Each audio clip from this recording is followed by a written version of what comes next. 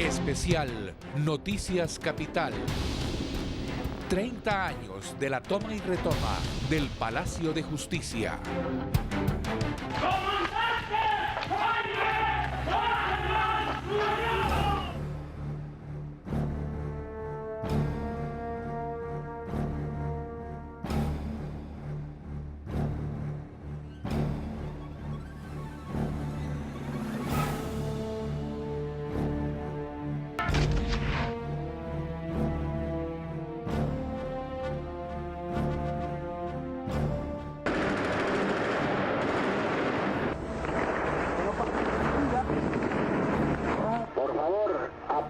Apurar a consolidar y acabar con todo y consolidar el objetivo, siga. Que el presidente de la República dé finalmente la orden de que cese el fuego. Buenas noches, bienvenidos a este especial periodístico de Noticias Capital sobre los 30 años de la toma y retoma del Palacio de Justicia. Una mirada para conocer cuál es el estado actual de las investigaciones por los desaparecidos del Palacio de Justicia, cuál es el estado de las condenas proferidas hasta el momento y cuáles han sido las líneas de investigación que se han dejado adelantar en estos 30 años. Bienvenidos.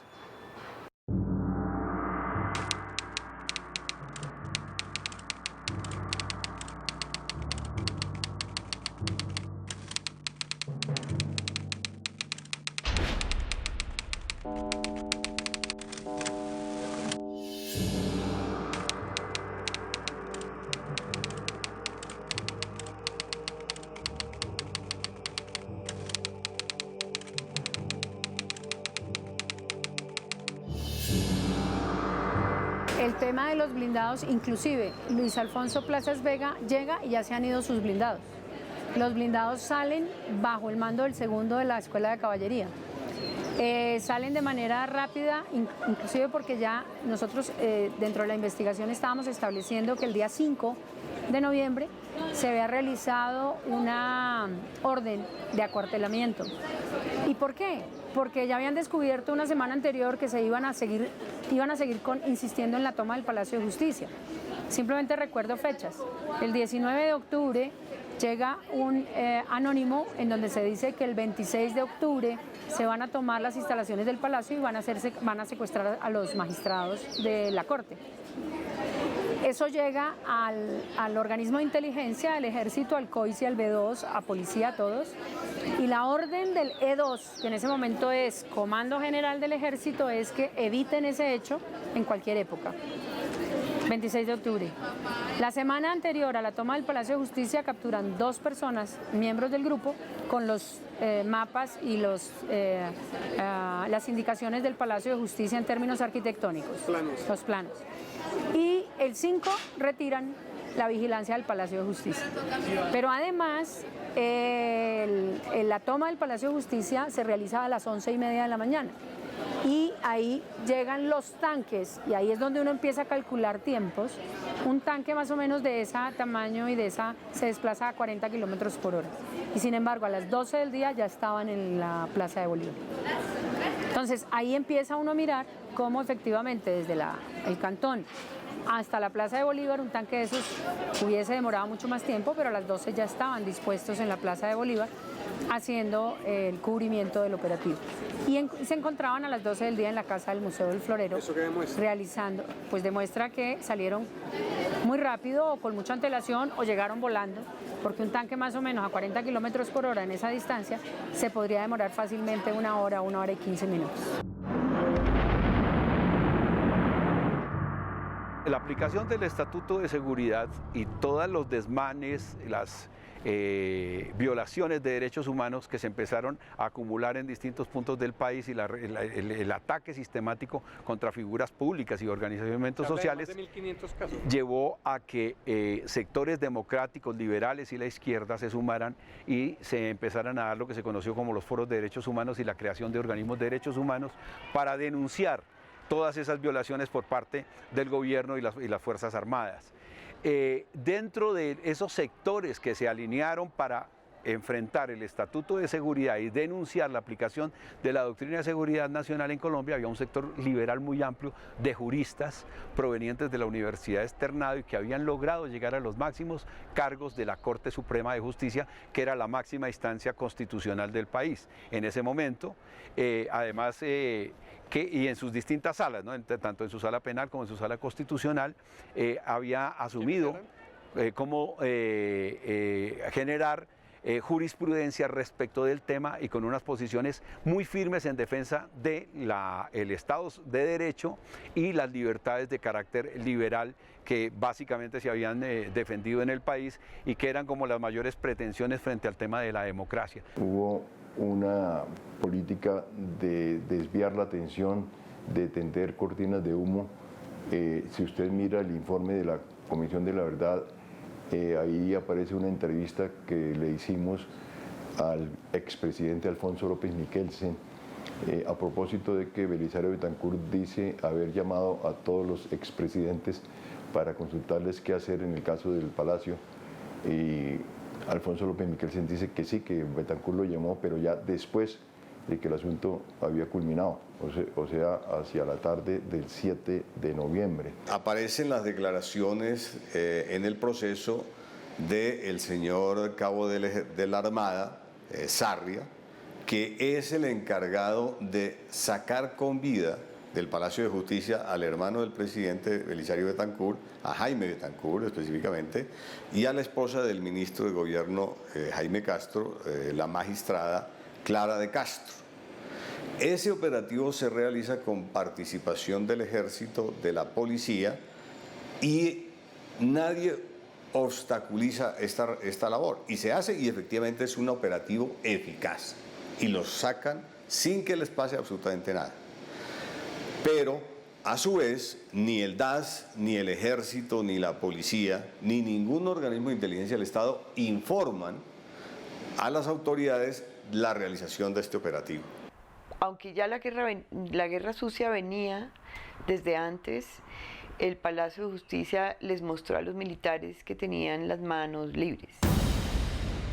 Tenían las manos libres. Los índices de homicidios se disparan después del Palacio de Justicia.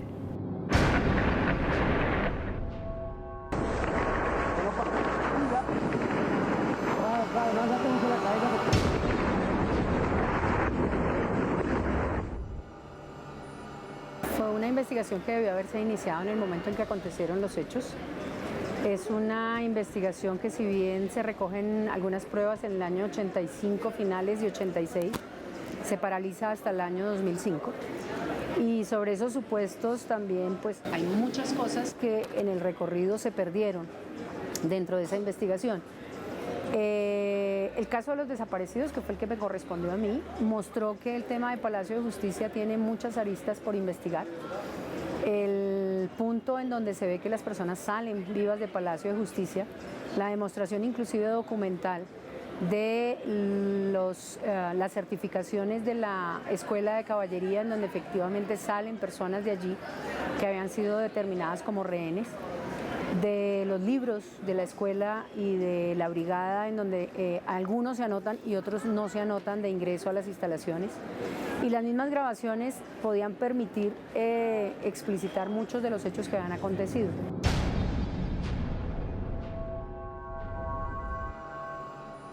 Con lo que se consigue el año pasado y este año, que son los informes sobre el caso Palacio de Justicia, elaborado el uno por el Departamento 3 del Ejército, que se elabora el 15 de noviembre con fines de estudio en la Academia Militar. 9 días después. 9 días después de realizados los hechos, firmado por el coronel Tobar y ratificado por quien lo elabora, que es el coronel Torres, del Departamento 3 del Comando del Ejército. Y aparece últimamente el informe de la Policía Bogotá, que participa en los operativos. Y ahí se ratifica que el conocimiento previo de las autoridades de la toma fue una realidad. Si esto es así, con toda esta evidencia probatoria, implica que realmente en el caso del Palacio de Justicia hubo una actuación preconcebida para facilitar el ingreso del M-19 y, por el otro lado, eliminar magistrados de la Corte Suprema de Justicia que eran adversos a políticas del Estado, tal como oponerse a la reforma constitucional de Turbay o el oponerse al Estatuto de Seguridad o al juzgamiento de los militares por parte o su juzgamiento a civiles en los llamados consejos verbales de guerra de esa época. Los archivos militares de inteligencia y contrainteligencia probablemente hoy ya no existen. Sobre el caso del Palacio. Sobre todo, a partir de 2002 hacia atrás, porque el fascismo se caracteriza por su ahistoricidad. Entonces, el señor Camilo Ospina dio la orden en esa época de eliminar todos los archivos de inteligencia y contrainteligencia militar a partir de 2002 hacia atrás. Esa es una directiva a la que no hemos tenido acceso del entonces ministro de Defensa Camilo Ospina. Camilo Ospina es el mismo que firmó la directiva 025 de los falsos positivos, sí señor. Sí, es un ministro con una hoja de vida muy curiosa.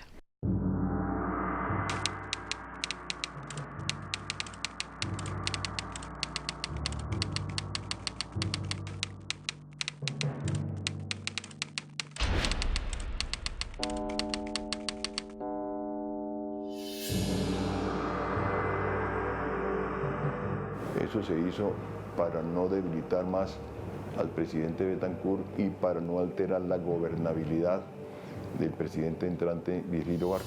Nosotros concluimos que hubo una ausencia de poder. Nosotros no llegamos a la conclusión de que hubo un golpe de Estado temporal, pero una ausencia de poder. Ahí en el informe de la Comisión de la Verdad ustedes ven que el entonces ministro de Defensa, Miguel Vega Uribe, se le negó a pasarle el teléfono poco antes de las 12 del día al presidente Betancourt. Llegaron a decirle a Miguel Vega que lo llamaba el presidente de la República y él no pasó. Eso da fe, que yo recuerde, varias personas dan fe, pero ahí en la oficina de Miguel Vega Uribe estaba el entonces senador Mauricio Pimiento y él declara que así fue.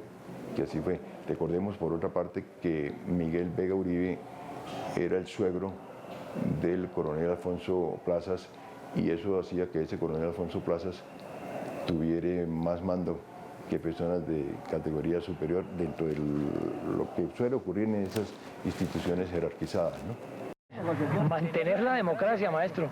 Aquí no van ellos a asustarnos ni a atentar contra ninguno de los poderes,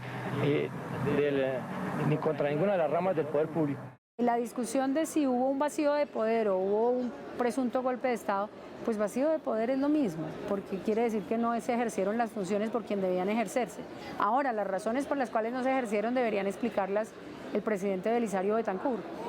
Él tal vez lo escuché yo después de tomarles algunas declaraciones en prensa, diciendo que él pecó por exceso de confianza y que si hubiese podido tener la oportunidad de volver a repetir la situación no habría tenido tanta confianza, no sé a qué se referiría.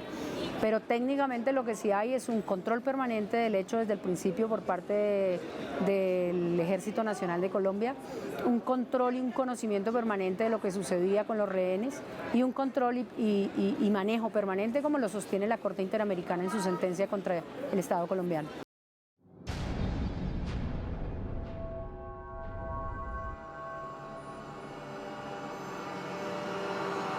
Alfonso Reyes Echandía, que en foros internacionales había llevado ponencias denunciando esa situación de restricción de libertades en el continente y de cada vez una dictadura directa de los militares o una civil simulada con predominio militar en otros lados como en Colombia, frente a lo que eran la democracia liberal, el principio de separación de poderes y la plena garantía de libertades. A ver, lo que es claro es que es una operación que no tiene control de ninguna otra parte. Lo que es definitivamente categórico es que es una operación que es desmedida y desproporcionada en todo el sentido de la fuerza y que efectivamente lo que dijeron los mismos peritos que analizan las conversaciones, ahí no había ningún interés de proteger. Que necesita que haya acción, que haya ruido, que si necesita más munición le coloca toda la que necesite pero que no les debe descansar, cambio. Había un interés de arrasar. Y sobre esos supuestos, la misma institución encontramos un documento que aclara que es la peor operación. O sea, la retoma del Palacio de Justicia es la operación muestra que no se debe hacer en una recuperación. ¿De quién es ese documento? De la Brigada 13. Si a mí me disparan, yo contesto el fuego. Yo entré con mis carros, me recibieron a fuego, disparé. No sé. ¿Qué haría usted? Pero el presidente de la Corte Suprema, el doctor Chandía, pidió... No sé, yo no sé quién esté adentro. Yo no sé quién esté adentro.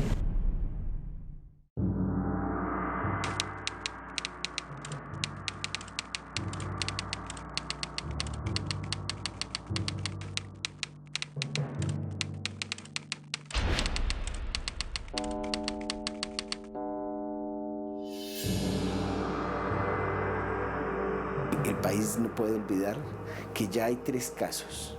El caso de Carlos Horacio Urán, el caso del panameño Benavides Martinelli y el caso de William Almonacid, que se ha establecido que las personas salen con vida, son montadas en vehículos militares, llevados a la Brigada 13, allí a la Escuela de Caballería, asesinados y posteriormente sus cuerpos plantados o bien en el Palacio de Justicia o bien en medicina legal. Es decir, que aquí esto lo que confirmaría es que efectivamente hubo unos procedimientos criminales institucionales y que se hicieron estas inhumaciones de los restos de esa manera para ocultar el paradero de las víctimas, para encubrir la verdad y para favorecer con la impunidad a los victimarios. Una línea que siempre se ha dejado sin investigar y no entiendo por qué, es el tema de que los magistrados del Consejo de Estado también fueron objeto de amenazas por las decisiones de derechos humanos que tomaron en ese momento y ellos también estaban siendo amenazados, no solamente la Corte Suprema de Justicia en el tema de la extradición, sino el Consejo de Estado en el tema precisamente de haber proferido decisiones por violación de derechos humanos. Que había amenazas de diferentes niveles y de diferentes extremos, no solamente narcotráfico, sino quienes estaban en contra también de los derechos humanos. ¿Quiénes estaban en contra de los derechos humanos? El punto especial es que nunca se investigó. Esas amenazas inclusive estaban grabadas también en el Consejo de Estado y aparecían las quejas permanentes del que era presidente en ese momento, Carmelo Martínez, sobre el tema de las quejas que habría frente a esas amenazas que se estaban realizando vísperas de la toma del Palacio de Justicia. Manuel Gaona Cruz fue una de las personas que demandó el Estatuto de Seguridad por considerarlo inconstitucional y violatorio de normas internacionales de derechos humanos, junto con otros juristas y destacados intelectuales del país. Pero además él estuvo tramitando denuncias contra miembros de las Fuerzas Armadas por violación de los derechos humanos en cerca de 1000 expedientes. Asimismo estaba el doctor Moyano Ortiz, el caso de Urán, que era un magistrado auxiliar. Es una generación de juristas liberales apegados a la institucionalidad en la lucha por el imperio de un nuevo constitucionalismo garante de derechos que desafortunadamente entró en choque con una visión represiva y retardataria del establecimiento que dirigía el país en ese momento. Hay una versión que la Comisión de la Verdad no acoge porque no encuentra pruebas claras sobre eso, que la llaman grotescamente la hipótesis de la ratonera. Eso lleva a que miembros de la fuerza pública quisieron que el M-19 entrara al Palacio de Justicia para poderlos arrinconar. El máximo responsable de lo que ocurrió en el Palacio de Justicia es el M-19. Segundo gran culpable, el presidente Betancur y su gobierno. La tercera gran responsabilidad, la fuerza pública, por no tener ninguna preparación para rescate de rehenes en área urbana.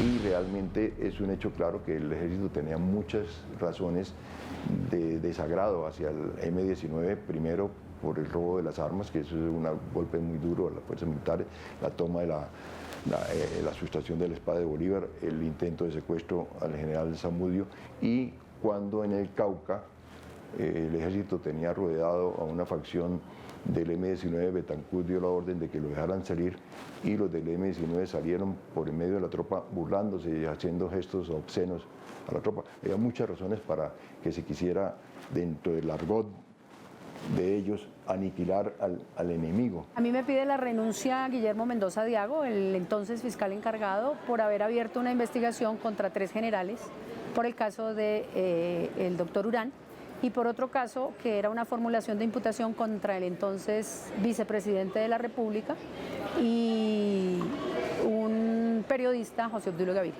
Había mucha inquietud con el magistrado Urán. Yo no sé que él llevara esos procesos, pero él era un hombre de mucha conciencia social. Era él un filósofo muy estudioso, muy cercano al grupo cristiano de Golconda. Y eso era conocido, muy avanzada en eso de defensa de los derechos humanos. Le tenían el ojo puesto. Entonces es posible que hubieran pensado que estaba vinculado con el M-19 y lo cierto es que lo asesinaron afuera del palacio y después devolvieron el cadáver que lo encuentran al interior del palacio, con el tiro en la pierna que evidentemente lo había recibido antes porque por eso sale con la pierna recogida y un disparo adicional en la cabeza.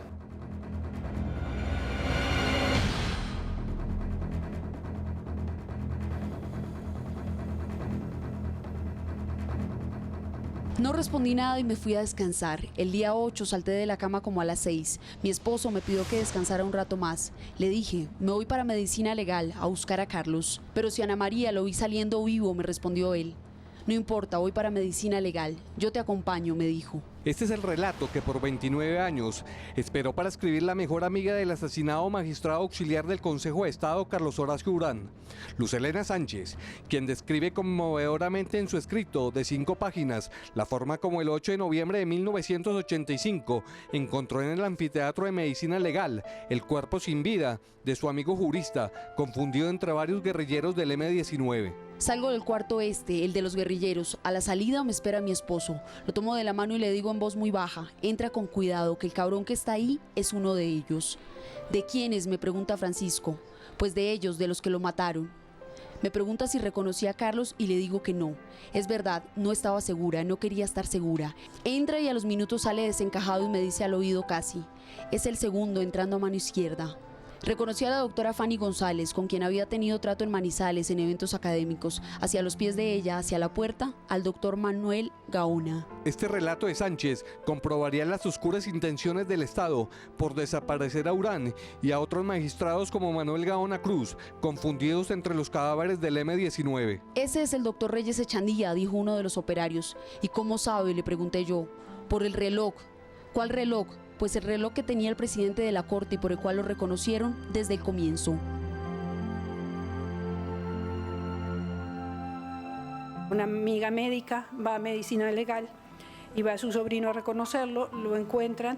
Él está en un cuarto separado donde está el magistrado, están el magistrado Gaona también, también había otra consejera de Estado y otras personas que hay que reconocer y también los guerrilleros, un espacio aparte. Ella había ido muchas veces a medicina legal.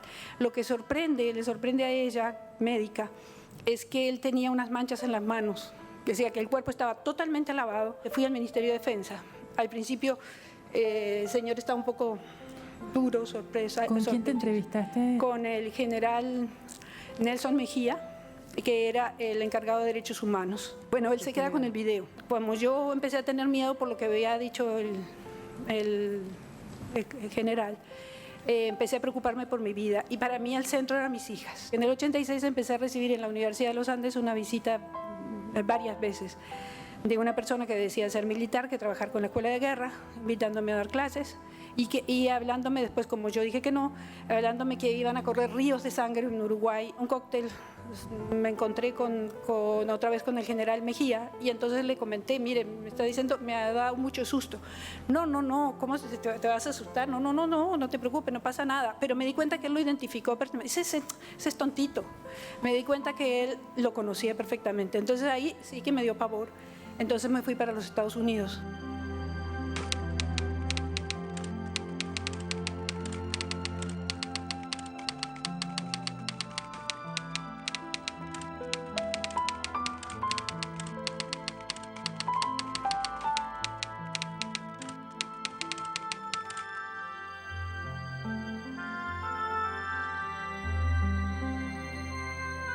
está clarísimo que el incendio empezó en el 4º piso. O sea que estos señores llegaron a meterle candela a todos los temas que tenían que ver con la extradición de nacionales a los Estados Unidos por el delito de tráfico de narcóticos, que estaban ahí también archivados en ese mismo lugar. Ningún guerrillero a estas alturas es tan estúpido quemarse el mismo. Y quemar todos los procesos judiciales que había en uno de los pisos de la Corte Suprema significaba incinerarse la columna guerrillera misma con todos los magistrados dentro. Eso sería un suicidio. Deduzco, por lo que vi, que de esa detonación, que parece que fue un cañonazo, se originó el incendio básicamente en ese 3er piso. El que estas personas hayan sido llevadas a la escuela de caballería, que hayan sido asesinadas y sus cuerpos plantados, en estos 3 casos que ha relatado y en los casos de las 3 personas que son identificadas, ameritaría que empiecen a ser vinculados como responsables de ejecuciones extrajudiciales y las personas que dirigieron las operaciones. Hoy tienen que abrirse nuevos procesos en contra de quienes ejecutaron estos actos criminales.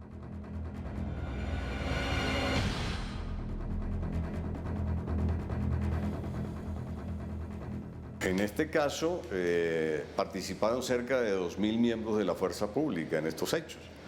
Y hay 2 condenas, una contra el coronel Plazas y otra contra el general Arias Cabrales. Ese es el nivel de administración de justicia que ha operado en este caso. O sea, de 1 a 10 estaríamos en 9% de impunidad.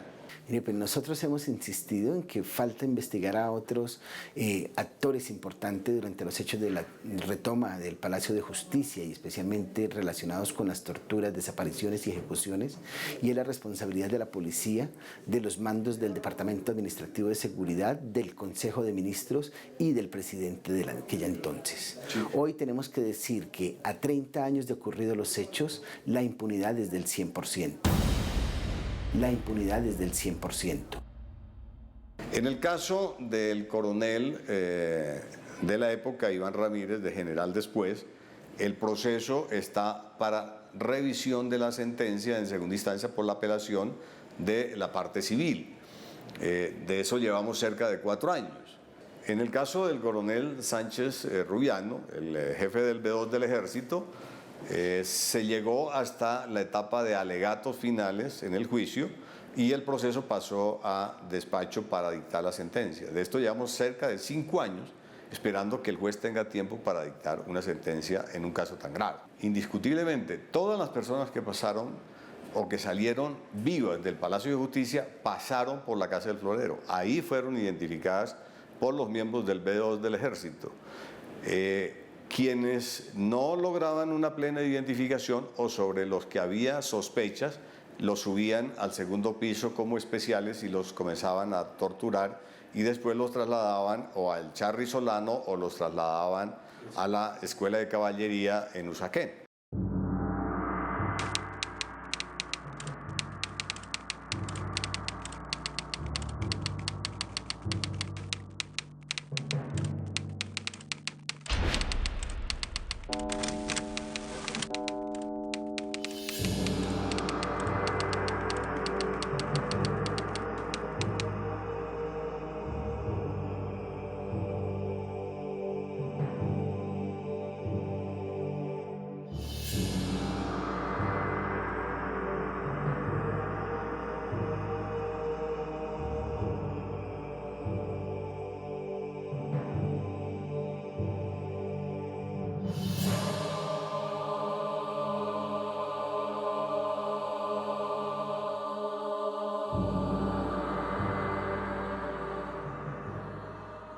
Nuestro deber hoy es precisamente rescatar la verdad, por dolorosa que sea, sobre lo que ocurrió en el Palacio y acompañar a las víctimas, a los familiares que tienen todo el derecho de saberla.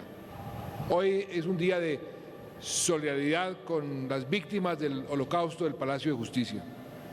¡Ni perdón, ni olvido! Para la conmemoración del año 25, lo que nos dijo era que la verdad se iba a saber, doliérale a quien le doliera, pero lo que vemos hoy en día es que realmente esto no se está cumpliendo. A los únicos que nos está doliendo, a los que nos están revictimizando es a nosotros, a los familiares de los desaparecidos, porque tratan de mantener este hecho todavía oculto y de no hablar abiertamente sobre las responsabilidades directas. El coronel Plazas fue condenado hasta el momento en la segunda instancia, hasta en casación, por la desaparición de Carlos Rodríguez e Irma, uno de los que aparecieron.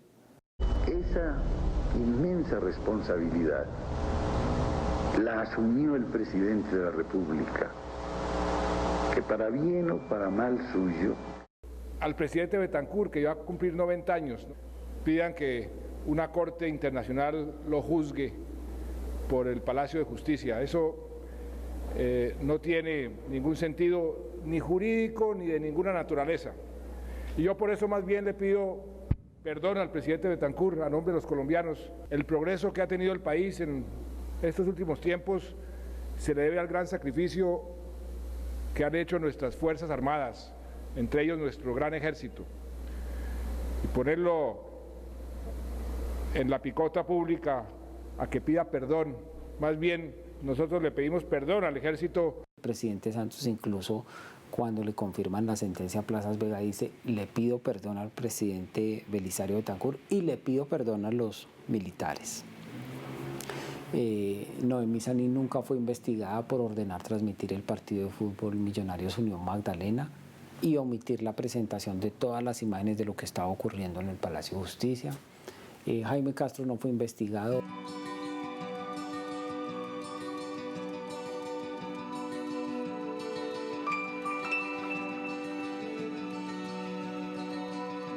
Pues creemos que si existe una real voluntad de paz, debe existir una real voluntad de garantizar los derechos de las víctimas a la verdad y a saber.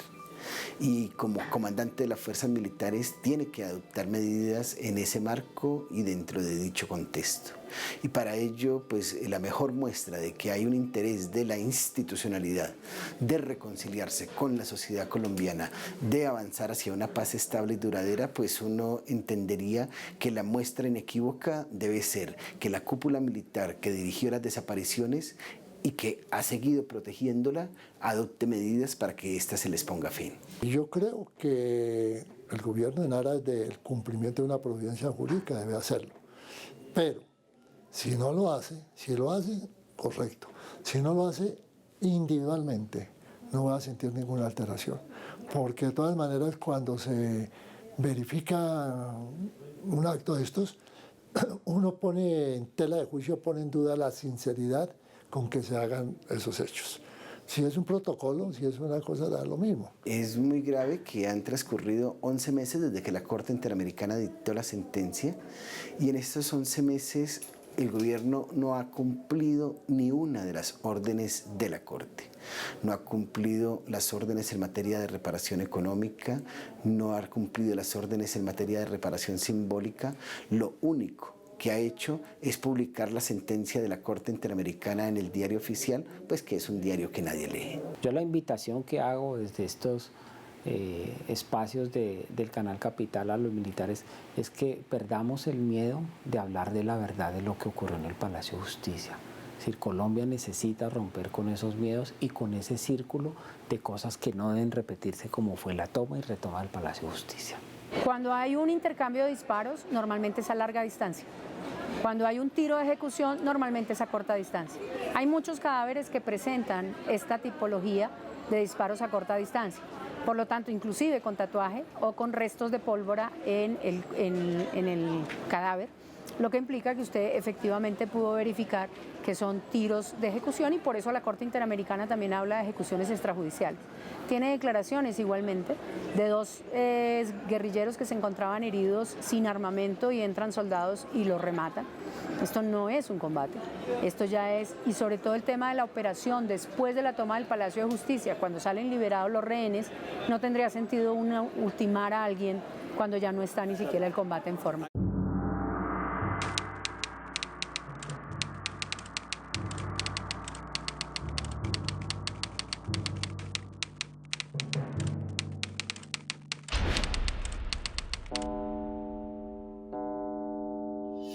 A ver, ver, hay constancias inclusive que ni siquiera dejan entrar a instrucción criminal al levantamiento de los cuerpos en el Palacio de Justicia. No actúa instrucción criminal en primera instancia, sino los jueces penales militares. La Procuraduría es acéfala desde el primer momento, a pesar de que tratan de ir a hacer revisiones a las instalaciones con un aviso previo y con el representante de la Procuraduría para Fuerzas Militares, que en ese momento era un miembro de la Fuerza Pública. En el año 91 sanciona disciplinariamente a Jesús Armando Arias Cabrales y a Adilberto Sánchez, estando el doctor Alfonso Gómez Méndez, y en ese momento los sanciona, los destituye, pero esa sanción fue revocada por el Consejo de Estado en una sala en donde actualmente el procurador Ordóñez era magistrado y absolvió a Jesús Armando Arias Cabrales y a Adilberto Sánchez, diciendo que la actuación del ejército había sido legítima, perfecta y que no había ninguna falla frente al procedimiento que se había realizado. O sea, Ordóñez hizo parte del fallo, la ponente era una magistrada del Consejo de Estado, esa decisión sale hasta el 2005 y en ese momento le revocan la destitución al general Arias y a Edilberto Sánchez por la desaparición de Irma Franco, y allí efectivamente al revocarle la decisión y al pronunciarse de fondo el Consejo de Estado, quedan sin ninguna decisión frente a la Procuraduría. La Fiscalía de Alfonso Gómez Méndez hace una orden para el tema de verificación de las exhumaciones en términos de ADN. Las exhumaciones se hacen en el año 98. En el año 2001 nacen nuevas denuncias por desaparición. ¿Qué pasa entonces con la Fiscalía de Luis Camilo Osorio? No hay registro de que se haya hecho frente a esa Fiscalía alguna investigación en términos de desaparición. ¿En el poco tiempo de la doctora Vida Morales pasó algo? Nada. Nada, y tanto así que la Corte Interamericana, cuando saca la decisión de condena contra el Estado, señala que esos procesos quedaron paralizados a partir del 2010, cuando salgo yo de la Fiscalía, y no hubo movimiento alguno registrado. Con la Fiscalía de Eduardo Montealegre sale lo último, que es el tema de las fosas y el tema del descubrimiento de estos resultados de ADN. Sobre esa base, pues me imagino que están siguiendo una línea investigativa ordenada por la Corte Interamericana, que fue la que ordenó efectivamente todas estas diligencias. La Fiscalía delegada ante la Corte tiene la totalidad de la investigación, pero la investigación está fraccionada por conductas. Es decir, hay una investigación por las torturas, tal como lo ordena el fallo de la Corte Interamericana. Continúa la investigación por los desaparecidos de la cafetería y los visitantes ocasionales. Está la investigación por la detención, desaparición y muerte del magistrado Carlos Urán. Está la investigación en el caso del M-19 porque ya aparecieron algunos cadáveres o restos de cadáveres que estaban desaparecidos, en el caso de Cali, de Mónica y de Marcela. Y ahora se tiene que investigar lo de Almonacid, que todo parece indicar que salió vivo del Palacio de Justicia y después fue ejecutado y presentado su cadáver dentro del Palacio. Estas investigaciones, a nuestro modo de ver, se tienen que unificar en una sola para que no se pierda el objetivo y el propósito de la investigación, que debe ser reorientada a nuestro modo de ver.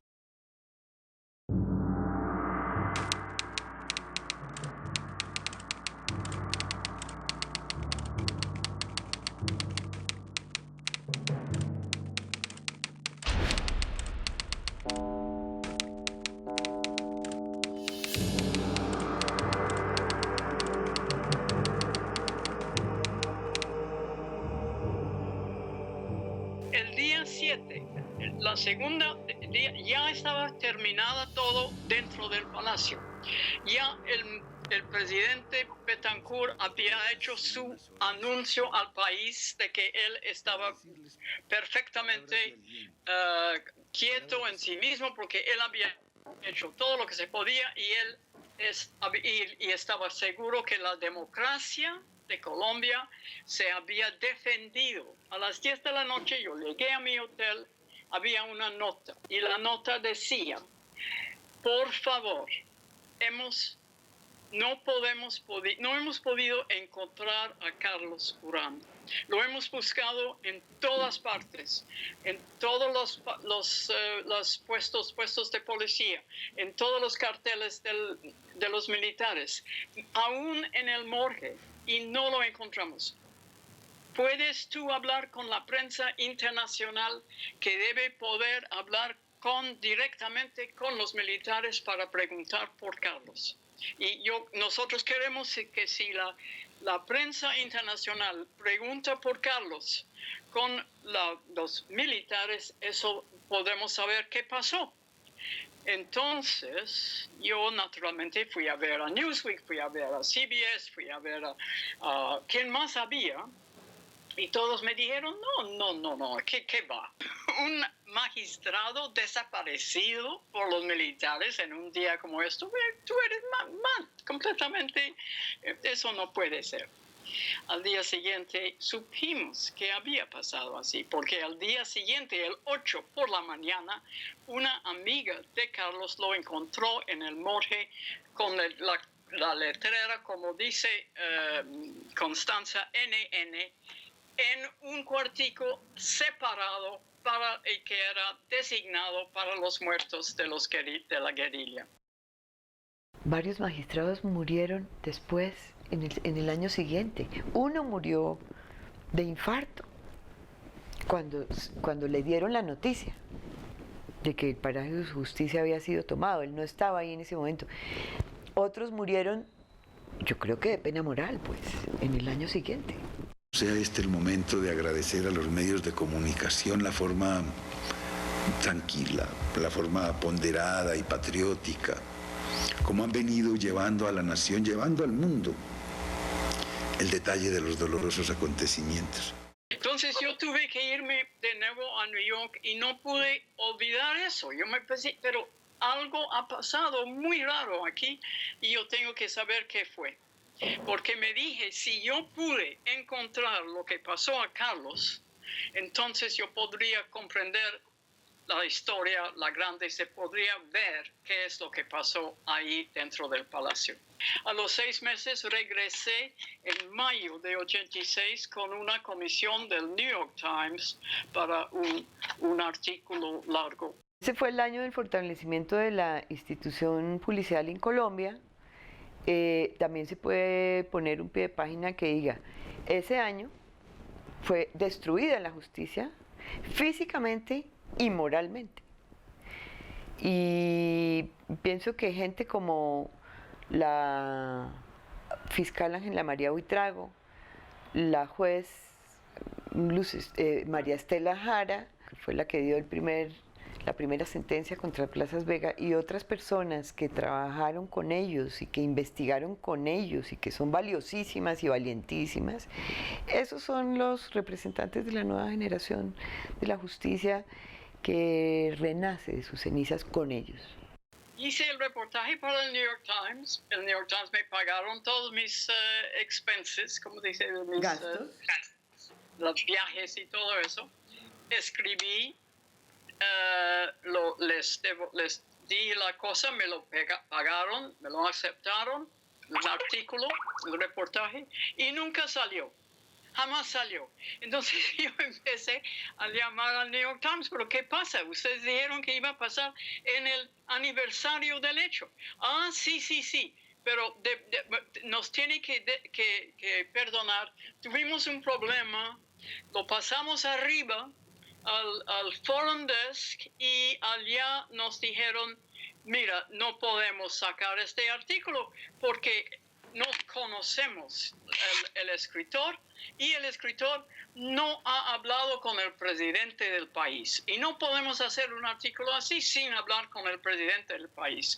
Ellos sabían que el presidente del país no hablaba con ellos, porque su gran reportero, el grande que era el corresponsal del New York Times para toda la América Latina, no podía ser recibido por Belisario Betancourt, porque Betancourt estaba furioso con el New York Times, porque siempre había dicho en sus historias de Colombia, bueno, ese del Palacio fue el evento cuando los militares obraron sin esperar el orden del presidente. Y el presidente eso no aceptaba, que el New York Times dijera eso, que era la verdad, pero que él no aceptaba, podía aceptar eso. Entonces él no hablaba con el New York Times, y por eso New York Times no pasó mi artículo, porque no querían líos ni con Washington ni con Bogotá.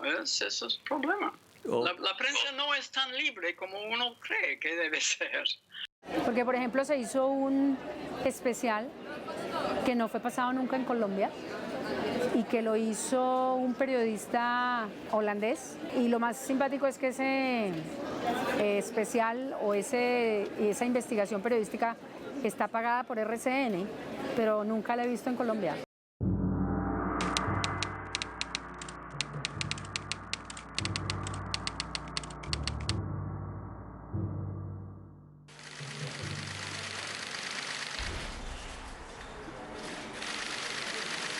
Hablar de un caso en particular en relación con el comunicado de los 10 puntos que firma el presidente de la República y el comandante de la guerrilla es un poco difícil.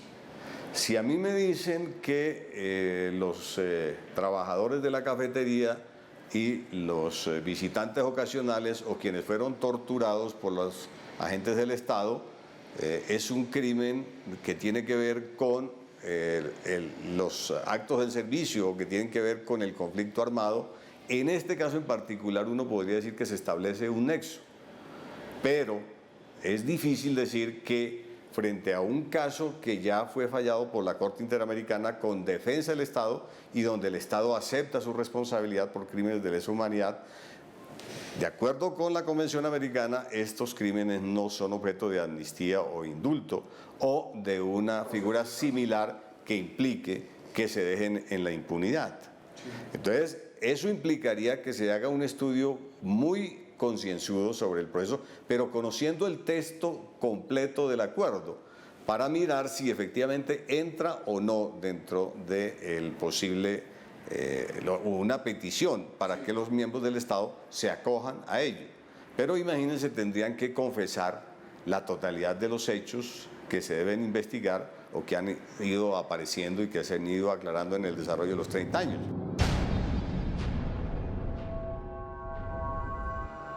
Creo que habría que precisar el alcance. Es decir, la confesión no puede ser sobre lo que ya está investigado. La confesión tiene que ser sobre lo que no está en la investigación, lo que se desconoce. O sea, la orden de operaciones que dijo, quiten la vigilancia, déjenlos entrar, vamos a hacer el estudio. Si eso venía de la presidencia de la República, el presidente Belisario tendría que responder por esos hechos. Esa es la magnitud del estudio que hay que hacer. En el Consejo de Estado,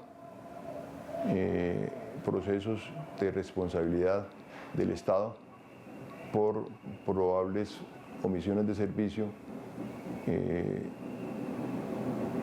excesos de fuerza en que hubiera incurrido la fuerza pública. El Consejo de Estado permanentemente hay procesos de eso.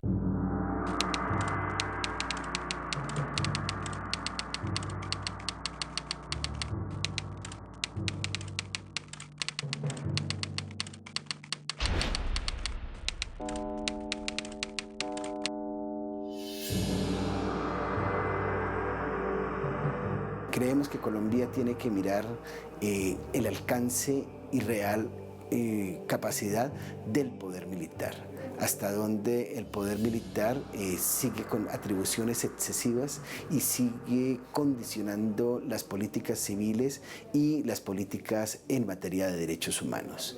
Hoy, cuando se habla de la paz, es necesario reformular la concepción al interior de la fuerza pública, la estructura de la fuerza pública y su papel con la sociedad.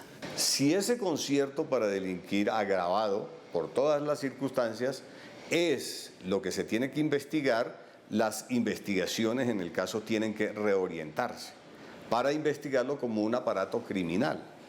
Y la fuerza pública y quienes toman estas decisiones son, a mi modo de ver, responsables por la totalidad de los homicidios de la fuerza pública y las lesiones de los agentes de la fuerza pública, por lo que pasó con los señores del M-19, por lo que pasó con los desaparecidos, por las muertes de los magistrados, por las muertes de los civiles y las lesiones de todas las personas que ahí se encontraban, incluidos los guerrilleros del M-19 que no aparecen. Entonces, esa investigación se tendría que reorientar, a mi modo de ver. Ayer decían también uno de los abogados de derechos humanos, creo que Jorge, decía que Medicina Legal también había sido víctima, porque no habían dejado trabajar a Medicina Legal como se debía. Y eso coincide con el testimonio de la médica, que eso estaba lleno de servicios de inteligencia, vigilando cada movimiento dentro de Medicina Legal. Hoy lo que nosotros le hemos planteado al presidente Santos son dos cosas. Uno, que garantice que la fuerza pública no va a generar interferencias indebidas en las investigaciones y en la administración de justicia. Y dos, que como comandante de las fuerzas militares, en el marco de lo que él ya ha señalado y de los acuerdos sobre búsqueda de desaparecidos, ordene al Ejército Nacional que devuelva a los desaparecidos, que indique su paradero como una expresión de voluntad de reconciliación con la sociedad colombiana. Yo creo que ahora la línea de investigación que se abre aquí permite establecer que hay otros desaparecidos, que hay unos que desaparecieron pero que fueron cambiados. No es que estén confundidos, yo pienso que aquí, como afirmó alguien en algún medio, no es que estén confundidos, porque cuando tú tenías plena identidad, pues no es una confusión.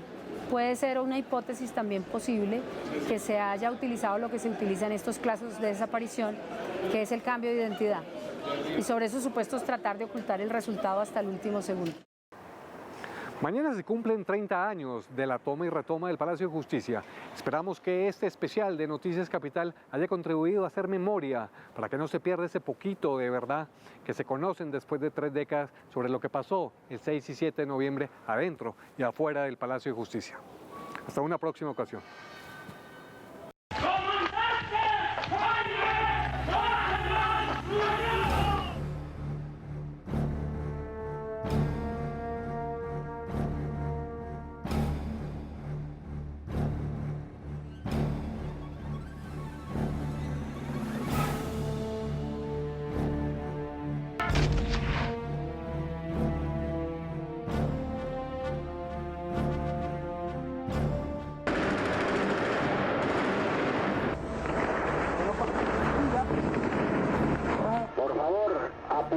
Apurar a consolidar y acabar con todo y consolidar el objetivo, siga.